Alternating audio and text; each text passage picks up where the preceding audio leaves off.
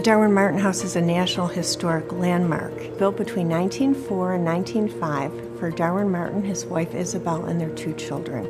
And it's a 15,000 square foot prairie-style house that has a pergola, conservatory, and carriage house attached to it. And it was one of only 3 times in Frank Lloyd Wright's career where he had no budget, and he took complete advantage of that. The house had been abandoned. The University of Buffalo owned the house. They deeded the house to the Martin House Restoration Corporation. We've been working on restoring the property for the past 20 years. And we needed to make sure that we could protect the contents of the house. There's 394 art glass windows here, all the Frank Lloyd Wright designed furniture, light fixtures, art that Frank Lloyd Wright picked up in Japan for the Martins and brought here. So we need protection in all areas of this house. We started our relationship with Advanced Alarm about 15 years ago when the first security system was put out to bid.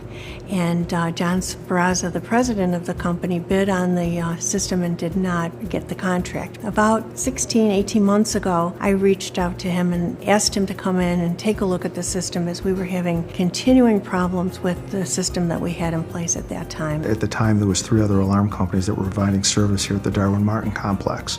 And with the 3 companies, found out that there was some problems with a selection of product and programming and sensors not being programmed, and maybe a false sense of security and problems where the system just wasn't functioning like it should, giving her a lot of false alarms and calls that she didn't need to take. And we came in, we identified the problems, and upon identifying them, we were given the go-ahead to proceed.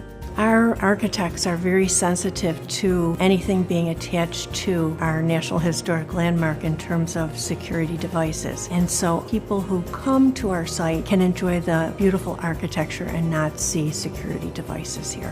When you walk into some of the buildings downtown Buffalo, you see motion detectors, smoke detectors, you see them in obvious places.